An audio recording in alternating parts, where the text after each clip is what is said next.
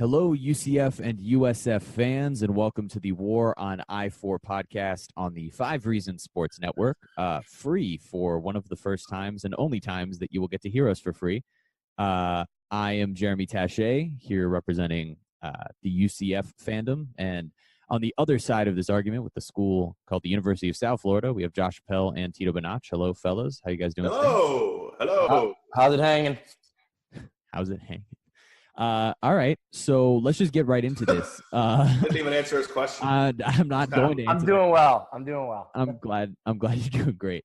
So we have 2 top 25 teams here being represented. That's UCF at number 10 in the AP poll and USF at number 23 in the AP poll, also the coaches poll. And that's after a victory for USF at UMass. So I would love to get your collective thoughts, gentlemen, on where things stand for you, as USF is now 5-0, right? 5-0. There was a bye week in there. 5-0 and a top 25 team in the nation. So either one of you can jump right in and sort of get going with your thoughts on that victory. Well, first off, thanks for your permission. Second off, I am concerned about our defense. 58 points. Jordan Cronkrite's a stud. I'll get to him a little bit later, but they gave up 29 first downs to UMass. They gave up 400 passing yards to UMass. The penalties remain a huge concern. I guess the positive defensively is that they forced 5 turnovers, although I believe a couple of them were on special teams, but still. That pass defense is concerning to me. They're going to obviously have to play UCF coming up. Cincinnati's a much better team this year. They're in the top 25 this week. Tulsa hasn't playing teams close this year. They played Texas close. They almost beat Houston on the road before they kind of ran out of gas. So that's not going to be a gimme game this Friday either. That defense really concerns me. 58 points offensively. It's about what you'd expect against UMass. Blake Barnett throws too many interceptions for my liking. He threw 1 on Saturday, but I feel like that's becoming kind of an issue for him is the interceptions. Jordan Cronkrite is so clearly better than everybody else in the field every game, no matter what this season, that he's played in. And I think that Saturday you could see really the difference in talent that he has. I mean, that is an SEC starting running back playing against a team like UMass, and he made it look like that, running for over 300 yards, setting a conference record, setting a school record. I will also say this, not about the game itself, but just about the fact that they went and played at UMass. That's awful. USF should never go to UMass. Ever. We're never going back there, too, right? Like, that's the last game in the series. Like, where you don't have to play. Yeah. If you sign a deal with UMass, it's a 2-for-1, and you cancel the one that you go there. Right. That's the way it should have been. Yeah. This is a terrible deal that they even had to make this trip. But thankfully, they won 58-42. They covered the spread. But they gave up 42 points to a really bad team. So – who can score? In fairness to UMass, they have proven they've been able to score this year, but you can't be giving up 42 to UMass. Cannot happen. Right. Yeah. Tito, any thoughts there? Echoing exactly what Josh said, concerns that have been here throughout this entire season that aren't being, fixed or attempted to be resolved. First and foremost, the defense. At first, what it seemed like after the Georgia Tech game, it kind of seemed like I thought this defense had kind of found what it was going to be, like its identity, that they were going to work through the defensive line. And well, in fairness, they've been good in the second half of each game. Like, there's been an improvement from the first to the second half, I think, until Saturday. I think that's when we kind of saw that the problems. Right. And to your point, they lost a lot on the defensive line entering the season. They did. There was going to be a lot of young players coming in and stepping up. However, the cowbell for this defense was supposed to be the secondary, and which, like Josh said, they got torched.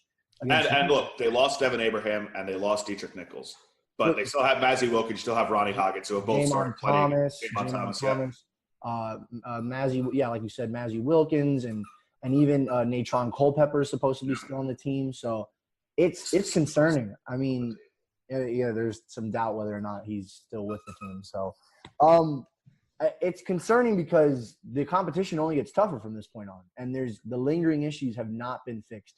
The penalties, USF is still one of the highest teams in the conference in allowing penalties to kill drives and and just penalty yardage. The offensive line is still a massive work in progress. I mean, I think the coaches prior to the season tried to, as discreetly as possible, say that the offensive line was kind of going to be an issue this year. Oh. It's a massive issue. I mean, it's concerning when Blake Barnett just can't get throws off. And, I think what happened the past couple of years was we were disguised by Quentin Flowers being able to just make magic in the backfield and be able to, get out of these pressures and evade the sacks. So I think now those deficiencies are really beginning to show up. To the point about what kind of toy is your dog playing with right now? Rio's he's playing with a green monkey. He is all in on playing right now. So I'm glad we can paint the visual for our listeners so they can know what that squeaking is going on in the background. I would mute myself, but then I wouldn't be able to talk. That may make this podcast better, but that should be I would mute myself, but I wouldn't be able to talk should be your Twitter bio. Anyway, continue what you were saying. No, but just to echo Josh on most of his thoughts, the final one, Jordan Cronkite, he's a man-child, man. I mean, it's so obvious, like he said, how much better he is than everybody else. His mentality, not in a bad way, by the way. No, but he's like, his mentality on the field is like, I'm gonna either run through you or I'm gonna run by you. He's a beast. It's crazy. He is, and I remember when he committed to USF coming out of UF. The one thing I kept hearing was that Charlie liked him coming out of high school and felt like he's the exact type of running back that Charlie Strong has always wanted. The physical bruiser who is capable of still breaking off big runs, similar to what he had in Deontay Foreman at the University of Texas. Mm-hmm. So I think, Cronkite has kind of found a groove now. And for USF, I mean, this makes Sterling Gilbert super happy because he can just run the HB dive 1,000 times and, point to Jordan Cronkite. But the matter of the fact is, I still think that this offense, it hasn't reached its full potential. There's still a lot of things that are left out in the field. There's still drives that are getting killed because of penalties and poor offensive line play. And I know I sound like a broken record, but the schedule just gets more difficult from this point on. Like it really does. So they're beating the lower teams, but they're not pummeling them the way they should be just because of the talent gap.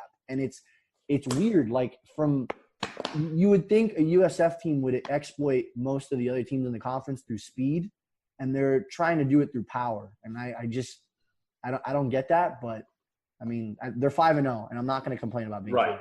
And I will say this too: Johnny Ford has been fantastic too. Yes, another option in the backfield, had a couple touchdowns, 9 carries, almost 80 yards on Saturday.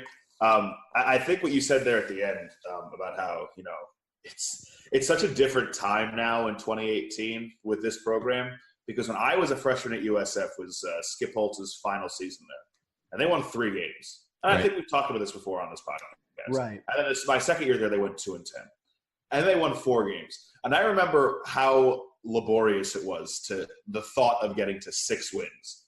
And the past 3 or 4 seasons, we've gotten so spoiled. Oh, for sure. With how many games they won, that we're being so nitpicky, or we're being so negative, like this team's 0-5 and not 5-0. But that's fans. That's welcome to fanhood in the American Athletic Conference. Right. We've never been at this crescendo of being a sports fan.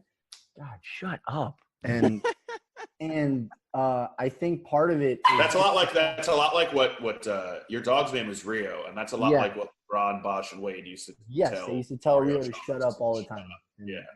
But I just think, like, Josh, you can agree with this with me. Like the point I made about exploiting teams through speed and not like that's what Willie Taggart did. But UCF is doing that now. That's what UCF is doing. They know they have the utmost speed and they're taking advantage of it. Whereas USF is trying to, I guess, mix and match it with being a physically strong team. They're trying to do both. Right. And right. I get why. And I get that this is Charlie Strong's identity. But there has to be a point where it gives, man. Like you've got Cronkite, you've got Solomon, you've got Tyree McCants, all these players who are willing to make plays on the boundary, yet you continue to try to work in between the hashes. And I don't get it. McCants is such an animal. Every time I watch I just have to make a note for a second. Every time I watch that guy play, I can't believe, like, he's such a beast, and I think he'll continue to be a beast at whatever level he plays. Like, I think that guy's an NFL player. I agree. I just don't know if it's a wide receiver. I think he's going to be an H-back in the pros. Yeah, he's going to. Yeah. Agreed. I will. Yeah, I hope you remember Tyree McCants after what he did to one of your players. Oh my God! Well, what he did to your entire team last year. 25 yards last year on the first. Well, that was the first drive of the game, right? Right. Did he have like 200 yards receiving in the first half? He did. Yeah, it was something insane like that. He's amazing. Anyway, I think that, as you said, Charlie's trying to have it both ways, but more so Sterling Gilbert, because Charlie doesn't have much to do with the offense. I mean, Charlie hired Sterling because that's, I guess, his vision of what it should be. But it does get frustrating. But at the same time, Jordan Cronkrite is not a Marlon Mack type. He's more of not someone that's going to go east-west. As you said earlier, he's just going to go try and run straight through, right through you. And so when you run the ball, you want to play to his strengths. I think Blake Barnett, I think the personnel kind of dictates why they don't utilize their speed more like they had been with Quentin. Obviously, Quentin and Blake Barnett are two entirely different quarterbacks. Barnett can still run, but I mean, let's be honest, like, not really going out on a limb to say that Blake Barnett is not Quentin mobile Flowers. as a tree. Right. So I get what you're saying, but I don't think they have the personnel to necessarily do what they used to do. I think that having the good mix of the two, I think, is good for where they're at.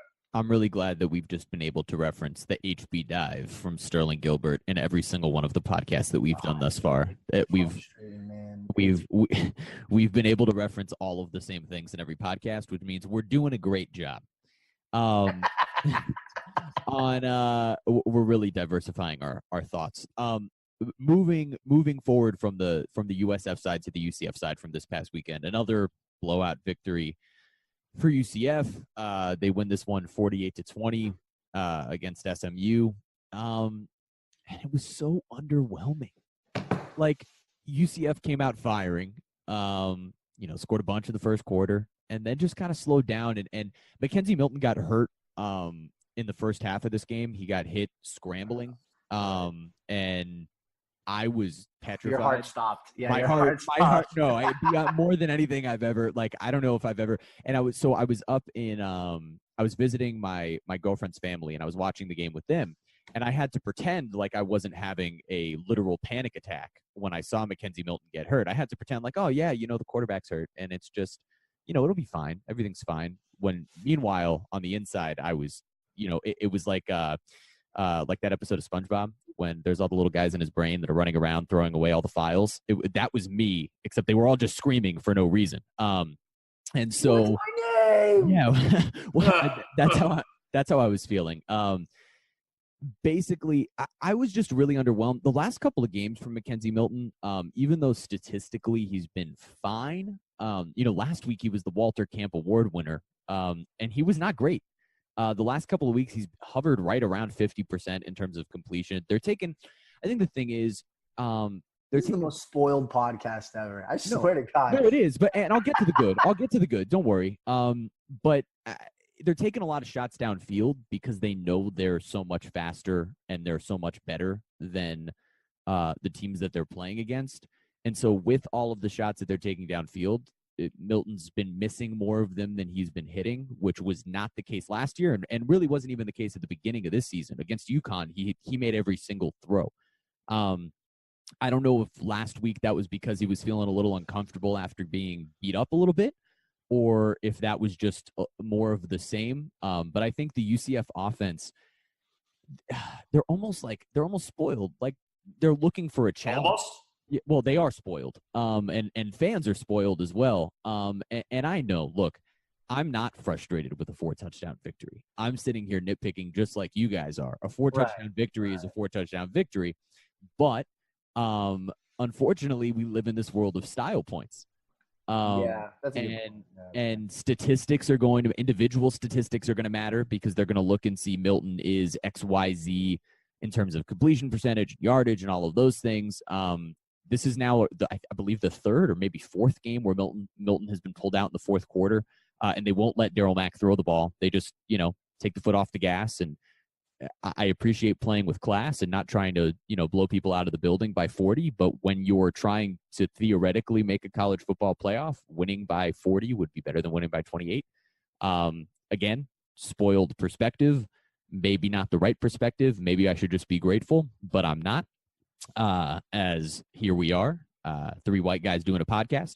But anyway, on that side of things, the thing that did impress me, the thing that made me happy is the UCF defense once again. And I got to give Randy Shannon credit in that the defense is vastly improved from the first game of the season. The first game of the season, I remember coming in after the UConn game, coming into this podcast and feeling like Randy Shannon had no idea what was going on. These guys were sitting here, wondering, looking at each other on defense, like, what are we supposed to be doing, looking underprepared.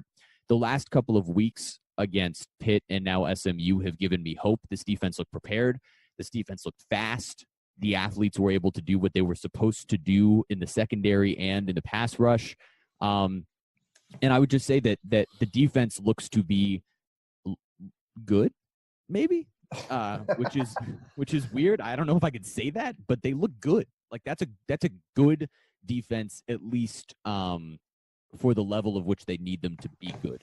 Now, if we can take all of what we've learned from both of these teams and our complaints in the top 25 rankings, and I can make a couple of points from there. And I just look at UCF, right? And we're sitting here in the space where UCF is 10, and we can't complain about UCF being in the top 10 at this point in the season. They are, they're undefeated. They haven't necessarily had any marquee wins. I'll give everyone that. But the frustrating part is kind of knowing that no matter what they do, there's going to be teams that jump ahead of them, deservedly or undeservedly. And the point that I can make from there being this: UCF, when we look back at it, they won 18 in a row. They're averaging 48.5 points per game, beating teams by 25 per game. That's going back to last year. If you look at just this season, they're 5-0. They're averaging 48.6 points per game and beating teams by an average margin of 31.2 points per game. That means they've outscored the 5 teams they've played 243 to 87. That's dominant. And the thing that frustrates me is the conversation of, well, if they weren't in the American Athletic Conference, they wouldn't be undefeated. And that's just patently false. I don't know if you could say it's patently false. No, I can say it's patently false. It's hard to go undefeated. It's not. No. I'm not talking about for the full season. I'm talking about to this point. I agree that it's hard to go undefeated, but I could even make the argument to you, look at Alabama's schedule. Well, first off, that's not a real comment. No. Thus far. Yes, I know who they played, but they'd beat any team in the country by a double digit. I'm not trying to say that UCF is Alabama. I'm not trying to say that UCF is Alabama. I will never try to say that UCF is this year's Alabama. No one on this podcast is trying to make that argument, and I won't try to make it. My point being that when people have the conversation and say that UCF could not be not just would not, because the difference is between would not and could not, it's there. They could be undefeated. They could very well be undefeated. Yes. Could very well be undefeated given anybody's schedule. And I guess the thing that frustrates me is the fact, we go back to the concept of a quality loss, right? So there's 3 teams in the AAC East that are undefeated and in the top 25. There's only 11 undefeated teams in the country, 3 of which are on one side of the conference. That's UCF, USF, and Cincinnati. They're all top 25 teams. Obviously, the best case for UCF is that everybody keeps winning until they all play each other, right? So the best case scenario would be that Cincinnati and USF are undefeated when they play each other on November 10th. I want to make a point really quick. Yeah, please. You're cherry picking your schedules, Alabama. So let's say they play LSU schedule, Miami neutral site to open the year, at Auburn, at Florida through 6 games. They're not going to be 5-1. That team's not going to win 5 games. I don't completely disagree. So like, I don't. I'm just saying. I don't agree with you. In general, I don't like those. I think UCF is head and shoulders. I think UCF is head and shoulders better than Miami. I don't think it's close. Than this year's Miami team. I think it's the number one defense in the country. But to tell me that UCF is not better than Miami is just it's the wrong thing to say. Is it though? Because I don't think that UCF's offense can, like, that defense. They haven't seen a defense like that. I understand, but I guess my conversation. They're not playing athletes on defense like that. No, I understand. And your defense would have a ton of trouble trying to cover Jeff Thomas and stopping Travis Holmes. Well, actually, no. I disagree there. I'll being the person who splits the fandom between USF and Miami here, I will make the argument that Miami's offense would probably, with Nicosi right now, struggle. It would struggle. Now, would it find its way like it has in the last couple of games? Probably. Like, I think just the natural athletes would probably take over, but I don't think that's a blowout for Miami. No, UCF has scored UCF has scored 30 or more points in 18 straight games. Well, I get that. And my point being, I understand that Miami has a great defense. Miami also gave up 33 points to LSU. Like, I understand what you guys are talking about. LSU's offense is not UCF's offense. It's not. And so the conversation is, yes, of course, UCF's defense would struggle against better athletes coming from the other side of the ball. Yes, UCF's offense would not be averaging 50-something a game or close to 50 a game against the SEC caliber defenses. The point being that when you're given a schedule and you're blowing teams out by 30-plus per game, that's all you could do. Right. So, of course. I agree with that. I agree with that logic 100%. And when we approach the other side of it, when we approach the conversation and say they couldn't be undefeated against these other schedules, there's obviously no way of knowing, right? So we can have the semantic conversation. I don't like the and that's fine. We can argue the semantics of that, right? Mm-hmm. But going forward from here, here's where we are. UCF is undefeated. They are 5-0, right? I just think it's complicated to just gift teams in the Power 5 the opportunity to jump over them without necessarily multiple marquee wins. So, and just hear me out for the rest of this. When you say UCF, or for that matter, USF, couldn't compete in the ACC, and I'll take the ACC. They could compete, but they'd be a middle-of-the-road ACC team. I don't think I agree with you. Both teams would be middle of the road. You could say USF, that's fine. I think UCF would be at least what Miami is. Like, I think Clemson is the only team in the ACC that I would say is better than UCF, and I'm not even sure at the moment. See, I think ACC? no, okay. No. I don't understand where your logic is. Where's your logic? Where's your logic that says that that's not the case? Because you haven't seen them play the type of teams that they're playing week in. Right, I understand that, but you talk about the types of teams. Virginia, Georgia Tech, Pitt. These teams are not. Yes, that's right above those teams. That's the ACC. That's it. They're not better. They're not better than a healthy Virginia Tech. They're not. But Virginia Tech is not healthy. Okay, but I'm telling you, going into a season with a healthy quarterback, he's obviously not anymore. No, but this is my point. But we're not talking about right now. We're talking about in the grand scheme of things. No, but I am talking about this season.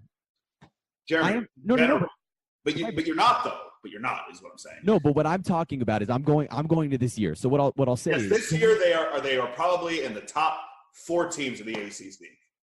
Okay. Yeah.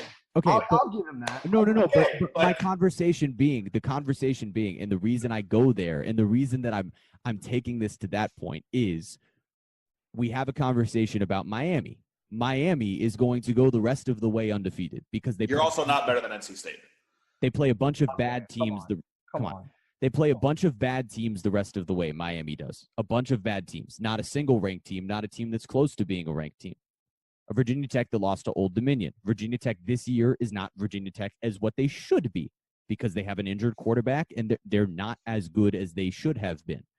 So Miami will play no one, get to an ACC championship game, and if by some miracle they beat Clemson, they're going to get into the playoff ahead of a UCF. 100% they should. Right. They're only lost to a top 5 LSU team with the first game of the year. Right, but they have one good win. Conference play. But they have one good win. Conference play and beat a team and win a conference championship over Clemson, who's been in the college football playoff the last 3 years. Of course they're going to get in. With a different quarterback, and they have one good win. This is my point. So we're gonna wait, Josh, just listen to what I have to say about this. Just hear me out. I understand that. But Miami. But you don't, though, because you're saying the opposite of that. No, but listen to me. Miami's playing a cupcake schedule besides LSU. They lost the one tough game that they played. And so from going and winning one tough game, UCF theoretically might have 3 ranked wins after beating Cincinnati, USF, and Houston. I'm not saying that any of those teams are even close to what Clemson is. I'm not. But we can't, as a ranking system, pick and choose what we need from different teams because we just consider the ACC to be a tougher task than the AAC is my point. That's my only point. My point being just because it is. No, but my point, it's not. Going and beating Virginia and Georgia Tech. Virginia's a good team this year. They're not great. They're a good team this year. Virginia would be in the top 3. Obviously they'd be USF, UCF, and Virginia in the AAC. Virginia's a good team this year. I don't know why you're making that base. So maybe Virginia's the wrong example. But talking about, so Pitt and Virginia Tech, who's not as good, and I'm looking at the rest. To me, I think a good comparison to what UCF is right now is Syracuse, honestly. I think offensively, that's a good comparison. I think Eric Dungy and Mackenzie Milton are very similar. Yes, absolutely. Same style, 100% the same. I'm gonna Josh, their defense. Hold on a minute. Their defense is not as good as UCF's, obviously. Their defense has been what's giving them issues, and I think they'd be 5-1 with that close loss to Clemson if their defense is better. The defense can't stop anybody at Syracuse. But offensively, that offense is about as explosive as any I've seen this season and last season, really. Dino Babers is a great offensive mind, and when you hear these, when you see these teams, you say, "Oh, Pitt beat Syracuse," or "Pitt beat Syracuse." Yes, because a lot of those teams are on the same level. Obviously, a loss to North Carolina is not great, but it speaks to the parity in that conference where like you're cherry picking and looking at records. If you look at the teams, like a lot of them are just the same. They're quality teams and they're the same. So when they play each other, they're going to beat each other. Not everybody can go 11-1 in the ACC when you play, against each other. It's not going to happen. I understand that, but to argue that, I guess I just don't understand the logic behind arguing that UCF is Syracuse when Pitt beat Syracuse and lost by 30 to UCF.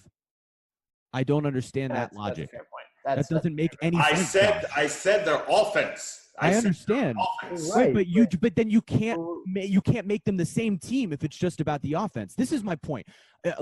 All I'm trying to say, I'm not saying that UCF would go undefeated every single season in the sounds like it's what you're ACC. Saying. But that sounds like it's what you're saying. No, I think you're trying to think that that's what I'm saying because because it is what you're saying. Homer. Oh no, what I'm trying to say is that this season, UCF besides Clemson is the next best team in what that conference would be. It's by the rankings right now. Everyone in the nation agrees with me.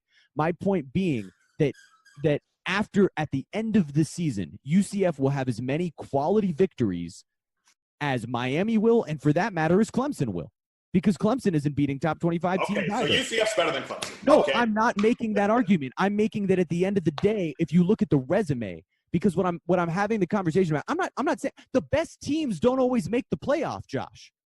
We've had that conversation before. The best teams don't always make the playoff. The best 4 teams made the playoff last year. Yeah, last year, that's fine. But in years past, that hasn't always been the case. Example? Ohio State. Yeah, when they had 2 losses, they didn't deserve to be there. Ohio State wasn't one of the best teams in the country that year. They ended up winning it, but that's fine. No. I'm talking about 2 years ago when Clemson 31-0. Right. Ohio State had no business being in the playoff. Right. Yeah. Ohio State had no business being in the playoff. There's multiple years where that's the case. And so all I'm trying to have the conversation about is if we're going to talk about resumes, at the end of the day, losses to good teams shouldn't count as better than wins over bad teams. And that's the conversation that stems in this conference from the beginning. If you go undefeated, Josh, if you go undefeated in the American Athletic Conference and you get multiple top 25 wins and you're not just skating by like what USF is doing, if you're beating people by 30 a game. Okay, hold on. Okay, but you said they're not just skating by. Well, one of your big wins. Well, I know you're talking about this year, but one of your big wins last year when you all were saying how you should have been in the college football playoff because you were defeated. One of your touchdown, 2 of them. Yes, those were your 2 biggest wins. So you're going against your own point. Yes. Okay, but we weren't ranked. So I guess that was your argument. Does it not? I mean, your argument is that we beat ranked teams. It's a very arbitrary thing. The only rankings that'll matter at the end of the year are the college football playoff rankings, not the AP rankings. Right. They're not going to matter. So that committee will look at Cincinnati and USF and Pittsburgh and would have been UNC. Right. And they'll say, all right, let's compare those wins to whatever SEC wins or whatever ACC wins Miami will have, because Miami beating Clemson will be better than any win UCF will have. Of course. Any one of them. Of course. Anyone. And again, a loss to LSU at the beginning of the year, who was a top 5 team, is 100% going to be held less against Miami. Not a top 5 team when they played. Okay, but Clemson. Okay, so because Clemson lost to Pitt last year, or to Syracuse last year, right? And Pitt the year before that, they shouldn't have been in the playoff the last 2 years. No, of course not. Josh. All I'm trying to say is that to give teams that all year long have proven to be not as good as UCF. Miami, right now, everyone in the country knows, besides Miami fans, that UCF is better than Miami. You can go all around the country. I'm still not sold on that, though. Like, I don't think that's the case. I don't think that if you put those two teams in the field right now that given 100% UCF is winning. I just don't think so. I think you could say that maybe off of face value. Off of face value, you can probably say that. But when the game is played, of course, right? Because football. But that's what you're basing your argument. But that's what you're basing your argument off of. Is that right now UCF better than Miami with looking at pieces of paper and things on your computer screen. And you can't do it that way. But that's how we do everything. Like, I don't understand why now we're deciding not to go by what the rankings are and by what the entire process has always been. Because it's clearly been that there are two different criterias, and we'll agree here, that there are two different criterias for the group of 5 and the power 5. And that's the reality of it. And they look at teams. It doesn't matter if we're ranked or if Cincinnati's ranked. It doesn't matter. We're going to get looked at differently. Mm-hmm. And like, we're quality teams. But again, if you put the three of us. You just talked about your SEC running back, but continue. But come on. Because he was there and he played well. I'm just screwing with you. Continue. It's not like he was a kid who never found the field. No, guys, I'm messing around. Relax. I'm just poking your buttons now. So continue. I apologize. I'm just pushing buttons. Can I just say something here? Like, we had discussed this a little bit before the podcast started, which is the moment USF loses, right?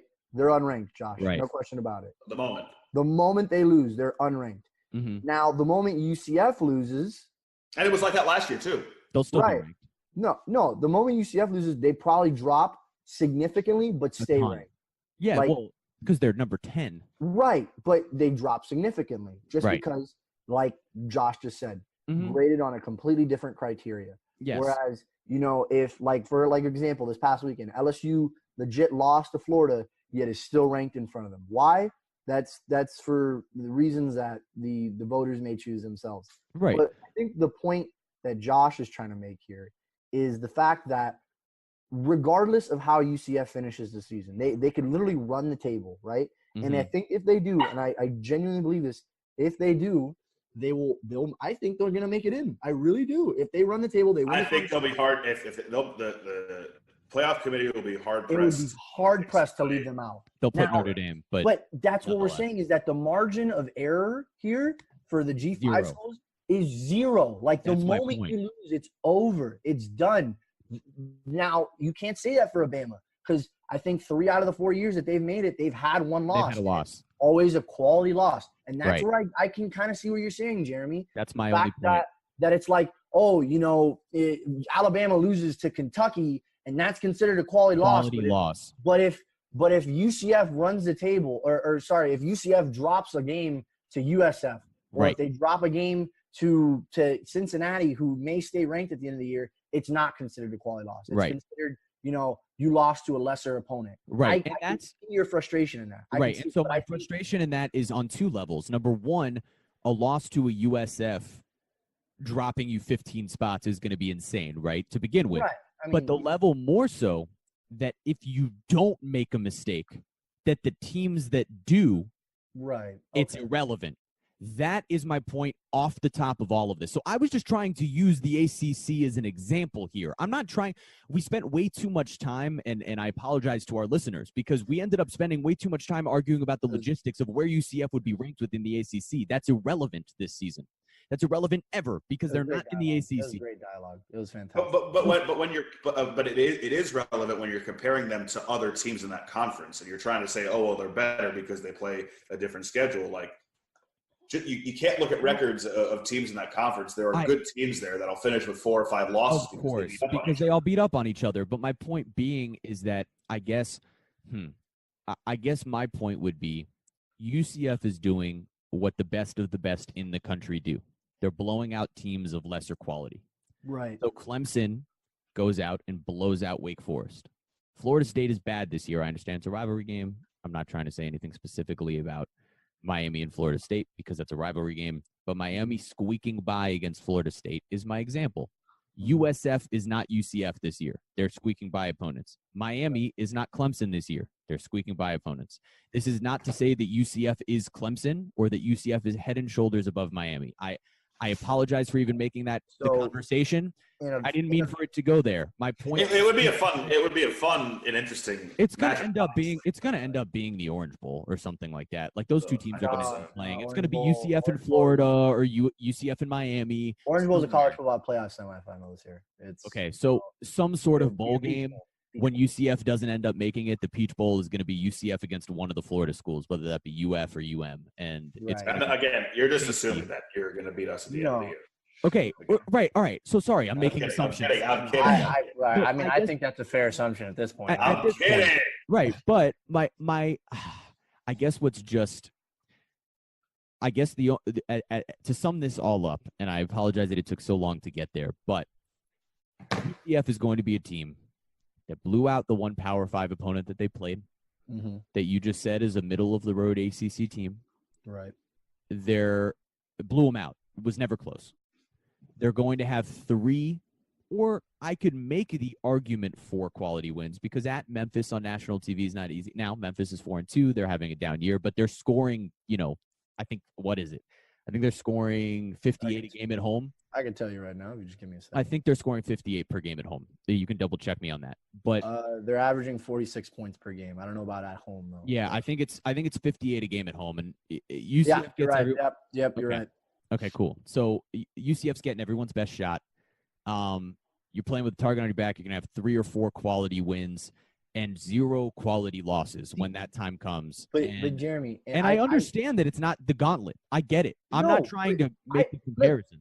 I get what you're saying because, I'm gonna put you an example here. If I was in your shoes and USF was doing what UCF was saying, I'm probably saying the exact same thing. Right. But to the voters that literally look at the score and the opponent, and then they check what conference that opponent is, Memphis isn't that good. They think Memphis is just not that good. They think USF sucks, probably. Right. They think Cincinnati probably sucks. They don't watch. I don't think they think that USF and Cincinnati suck with voting. Well, but but for college football playoff. Yeah. No, the AP top 25 is a whole other realm. What I'm saying is people don't look at a team like Syracuse and Cincinnati as the same. They look at Syracuse as being a better team. Right. No, they just literally look at the score. Like that's why Josh and I and Jeremy knows this. We've been saying when Charlie Strong lets his foot off the gas in these games and he only wins by 20, that's what I'm saying. Bad. Right. Yeah. And that's where I started is beating the brakes off of teams by 30. Right. And I get it. Like UCF is doing everything they're supposed to. They're doing everything they're supposed to, yet there's this. And they're not going to get a shot. And that's my point. I think you're saying that based off of what happened last season. I think, like me and Josh said, this season, if they do what they're supposed to and they remain undefeated, it'd be hard pressed to leave them out. Yeah, how are you going to leave out a team that's gone what 24? It would be 26-0. It would be 26-0. 26-0, right? And I give you Notre Dame.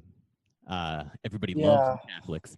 But nonetheless. Okay, not to throw a monkey wrench in this. Yeah. Because I know it'll probably rile Josh up. But I think UCF could beat Notre Dame. I really do.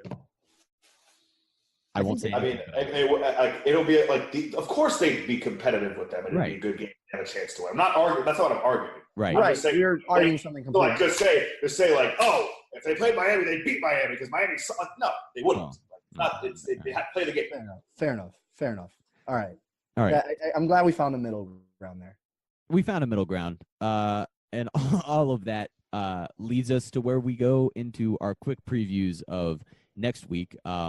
Obviously, as you guys probably know, as we're about a half hour into this podcast, there has been no Brian Goins. Brian Goins will join me in a little bit to preview the UCF game against Memphis. But USF Friday night, primetime, huh?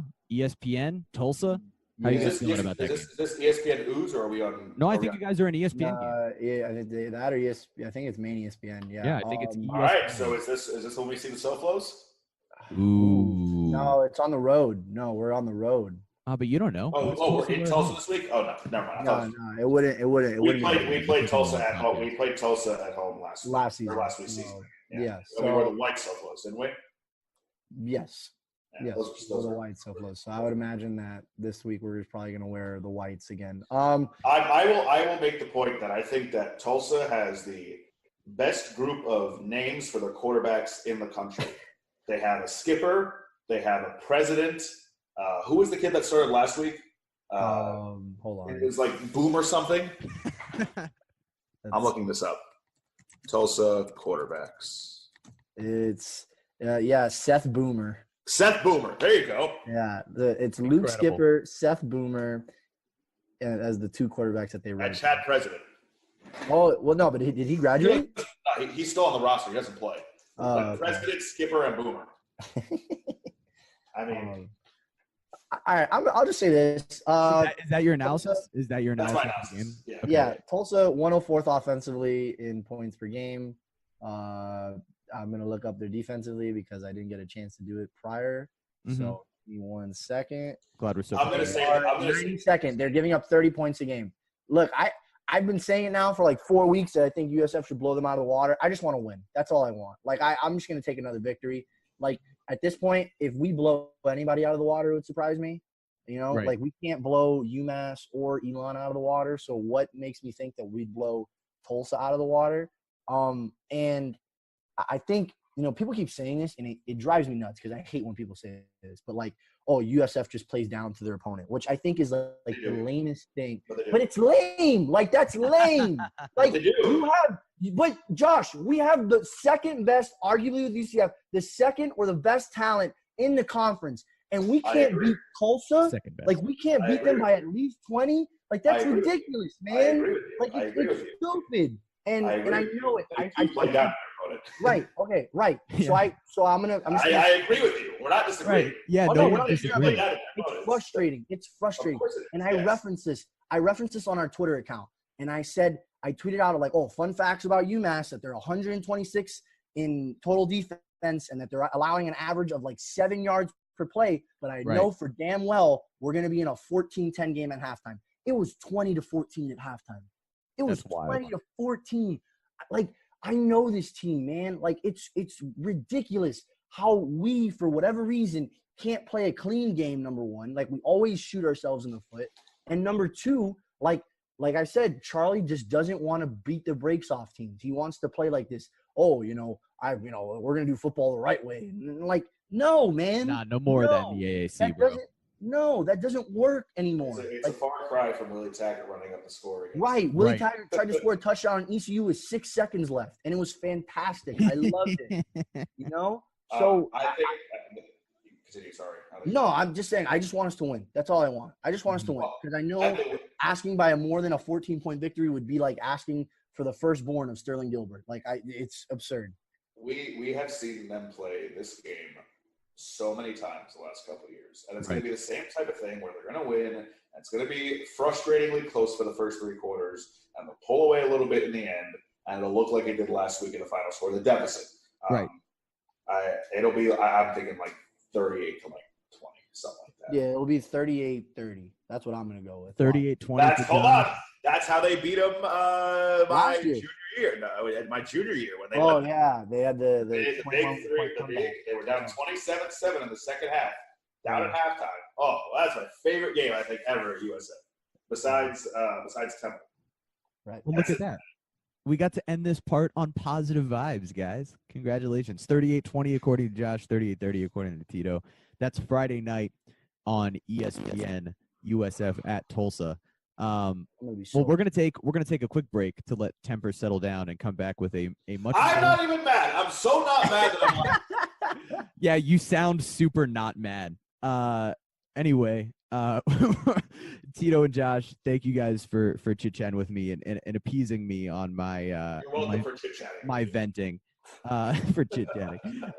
And we'll be back right after this with Brian to preview UCF at Memphis, 3:30 on ABC. Hey, Juice, so October is here, and in my mind, that means only one thing. It is almost time for my favorite event of the year, and no big surprise, but it's an O.J. McDuffie party. You know it, Big Seth. The 17th annual Signature Grand Ghoul presented by Calvin Giordano and Associates will take place on Monday, October 29th, and once again benefits 211 Broward, an amazing charity. We are transforming the Signature Grand into a 100,000 square foot mansion for the sickest Halloween costume party in South Florida. And this costume party is for the grown folk, Big not people. the kids. Yeah, we're talking open bar, amazing food, dancing, silent auction, and of course, contests and prizes for the most incredible costumes. And since the fish tank will be all up in the ghoul, as will a bunch of other hosts from our 5 Reasons Sports family, let's do a little something special for the listeners. So what we need you to do is post a photo in your all-time greatest Halloween costume, tag your favorite 5 Reasons Sports podcast, and use the hashtag Dive Into the Ghoul. And the top 4 costumes will have a chance to win 2 tickets to the Signature Grand Ghoul on that October 29th. For more information on how you can join OJ and me at the Signature Grand Ghoul, visit 211-Broward.org and call 954-390-0493 and ask for Tracy. All right, one quick disclaimer before I get started here with Brian. I'm not trying to say that UCF would 100% be undefeated with everybody else's schedule with that of a Power 5 team. Do I think they could go undefeated in the ACC? Sure. I think they could definitely do whatever Miami is doing because I think they're just as good, if not better, than Miami. The point being, and Tito sort of alluded to it, UCF doesn't get the opportunity to make a mistake like Miami made. So where Miami will have the chance to make up for it with a victory, or Clemson can lose a game to a Pitt or a Syracuse, as they've done the last couple of years, and still gotten to the college football playoff, UCF is not afforded that opportunity because of the way that we look at their schedule. And so my point would be that UCF could absolutely, in the Big 12 or the Big 10 or the ACC or the Pac-12, maybe not in the SEC, that's fine, have an argument about it, but in any one of these conferences, they could very easily with this roster, go through and have a season with 1 or 2 losses and make a college football playoff because they could win a conference championship. And I just don't think that it is right to not be afforded that opportunity because of the distinction that we make. They can go undefeated in a conference, and it's not looked at on the same level as a team in another conference that loses a game or 2. You're not afforded the opportunity to make mistakes, and even if you don't make those mistakes, you don't get the chance. That's the point I was trying to make. So, we begin here with Brian. And welcome back, Knights and Bulls fans. Bulls, well, you're probably not going to enjoy this, as this is just specifically our preview of UCF at Memphis at 3:30 on Saturday on ABC and in some markets, ESPN too. I'm here joined by Brian Goins. And Brian, we're just going to jump right into this. Brian, what are your specific expectations of this game? Do you have any initial thoughts on UCF, number 10 in the country, traveling to Memphis? I think what we were discussing before we started recording, it's definitely a trap game for UCF. It's no question last year Memphis probably had UCF's 2 or 3 hardest games last season. Right. At least in the conference, were against Memphis, including the AAC championship game. And this team, while many people think they're not as good as last season, especially without their quarterback and their stud wide receiver, I mean, you can take a look on the roster. Currently, they have a quarterback that's averaging a better passing rating than Mackenzie Milton, which is really hard to imagine how that's even possible. Right. And could you remind me, what is his name, sir? Brady? Yeah, Brady. Brady White. Does that scare you, ladies and gentlemen? Brady. Not just Brady, Brady White. Brady White. And so Brady White has obviously been a part of their attack, and you know, they've played well on the offensive side of the ball. But any other thoughts there? Yeah, I mean, I can throw out some of the stats. So this season, he's already completing 70% of his passes. He's hitting 108 of 156 passes this season for over 1,500 yards, 15 touchdowns, and only one interception. Yeah, the one interception Pretty is damn good. the one interception is the part that's going to be interesting because, Memphis. We were just talking about this beforehand. They're 4-2. They're 1-2 in the AAC. Obviously, this hasn't been their year to start.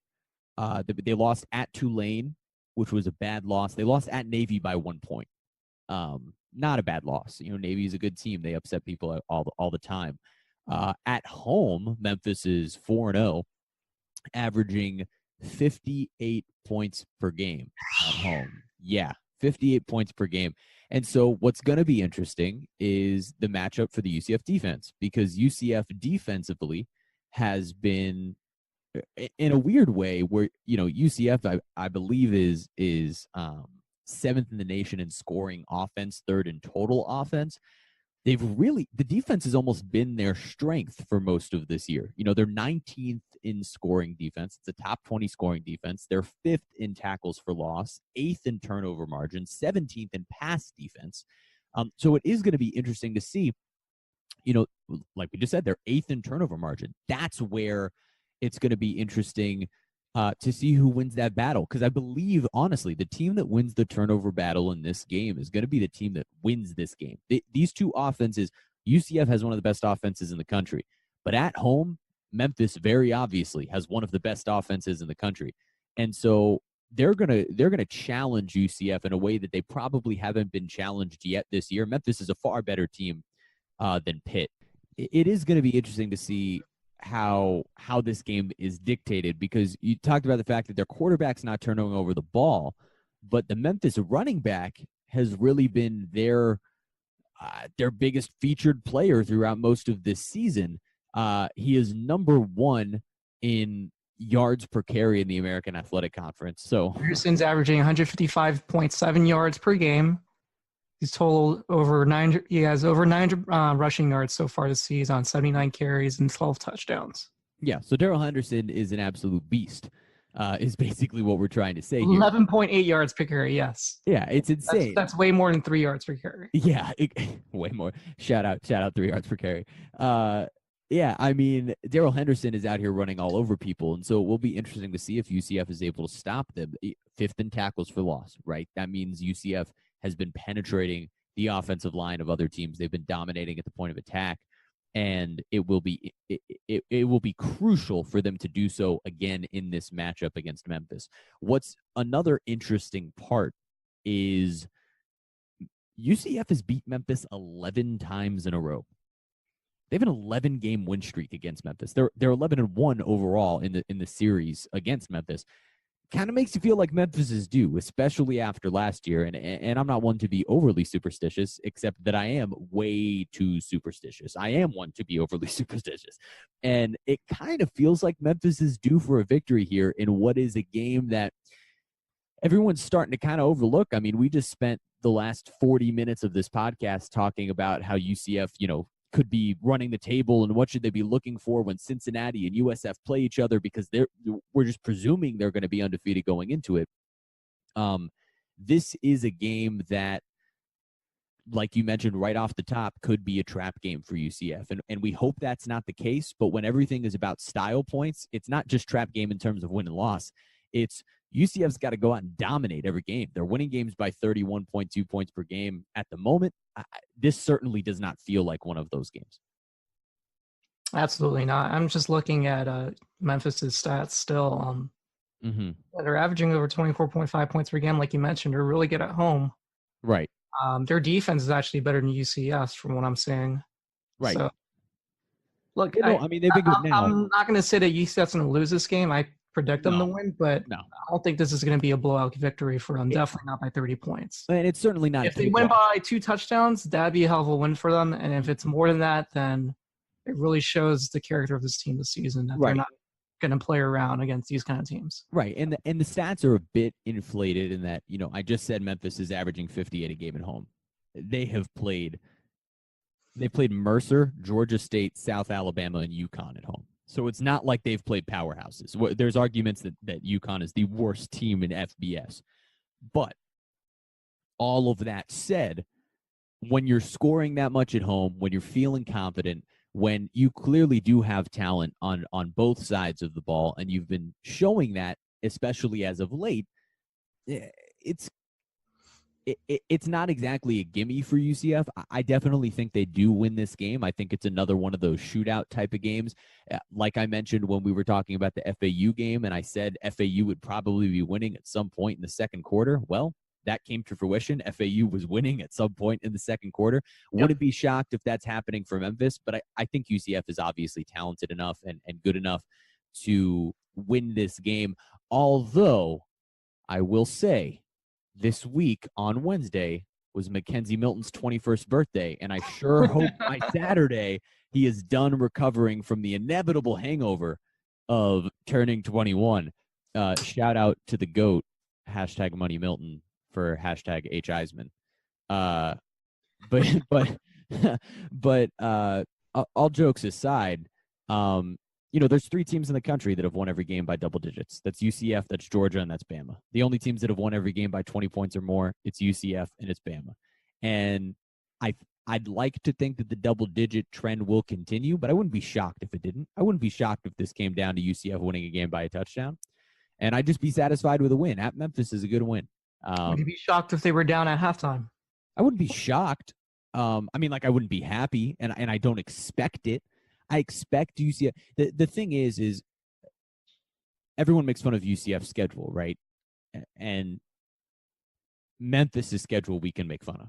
Like, I don't make fun of their schedule. What are you talking No. We don't make fun of UCF's schedule. My point is Memphis is not absolute really. It's not everybody. It's only some people. All right. The naysayers. Some people. Josh Appel.